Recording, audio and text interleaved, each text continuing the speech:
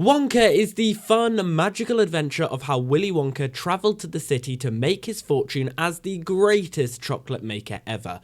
But did it do more than that? Did this loving story actually transform him into the murderous villain we see in the future films? Because Willy goes through some traumatic experiences throughout this prequel, some of which are shockingly similar to the experiences the 5 kids go through when they win a golden ticket to visit his chocolate factory. Spoilers ahead for Wonka, you have been warned, and before we go any further, make sure you've clicked that red subscribe button and have your notifications turned on. Throughout the film, Wonka tries to sell his chocolate, however is constantly under fire by the people in power who have the money, whether that's Mrs. Scrubbit forcing him to do manual labour by cheating him of money and making him live in a disgusting room, or the police constantly chasing him and trying to prevent everything he is doing, or the fact that the chocolate industry is already highly established by 3 businessmen who team up to ensure Willy never makes it in the industry. And so, the film is all about going against those in power with lots of money and ensuring chocolate can be given to everyone, including the poor instead of just the rich. The poor?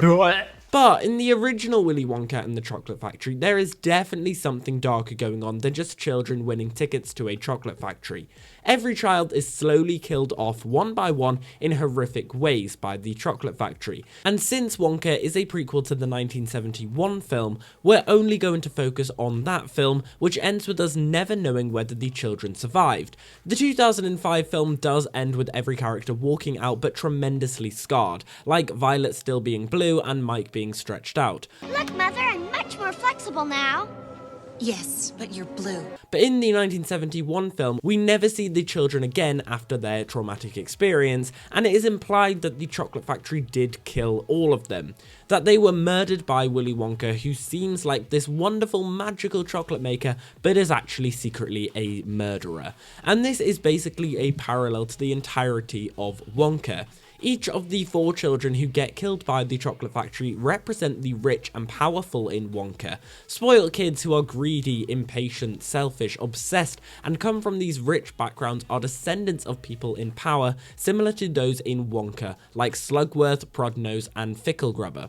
And yet, Charlie represents the opposite of that, coming from a poor background who can barely afford a single chocolate bar, let alone just the food to eat on the table, and his 4 grandparents having to share a single bed. Charlie here represents Noodle, who is an orphan and can't even afford to escape the Scrubbits and has been trapped there all her life. She would never be able to dream of affording chocolate, as we see Willy gives her her first taste of it in the film. And throughout the film, Willy's main motivation is Noodle and the rest who are enslaved by their contracts. When he accepts defeat halfway through the film, he does so because he believes Noodle will go on to have a better life and is willing to sacrifice his own chances to help the poor. And so, during Willy's quest to create the Wonka shop, the rich do horrific acts in order to stop him, and each of these can relate back to the way Wonka kills each of the children. The most obvious being the climax where Slugworth, Prodnose, and Ficklegrubber tries drowning Willy and Noodle in chocolate, which is basically just an exact copy of what happens to Augustus Gloop. When Willy opens the chocolate shop, he sells his customers chocolate flowers. However, they have actually been poisoned by Mrs. Scrubbit, and they end up transforming anyone who eats them into strange, colourful beasts. Basically the same thing that happens with Violet Beauregarde when she turns into a blueberry after Wonka gives her some gum. We see Willy sells magical egg-shaped chocolates that make people fly, which could be a parallel to the swan's eggs that Veruca's soul ends up falling down and dying, and Mike TV's transformation could be inspired by the countless technologies that are required to access the businessman's vaults.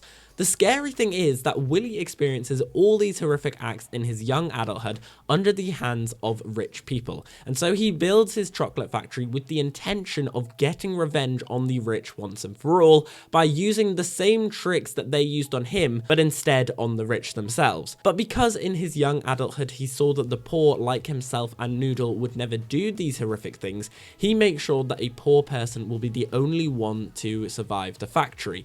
And so I believe that at the end of Wonka, when we see Willy Wonka and the Oompa Loompa envisioning the chocolate factory, they are envisioning how they will scheme a plan to get revenge, but because Willy suffers from likely PTSD, his trauma begins taking over his mind, so he takes the revenge further and turns into a murderous villain, basically becoming worse than the rich people in the first place.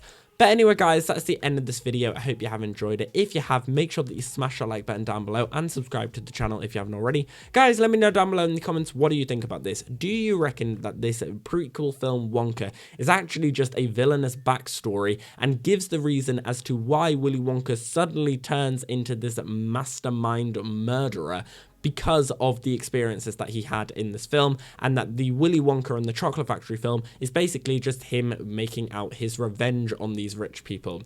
Let me know all your thoughts down below and whether you enjoyed Wonka, and as always, we've been here on Gate of Theories. Thanks for watching, and I'll see you guys later.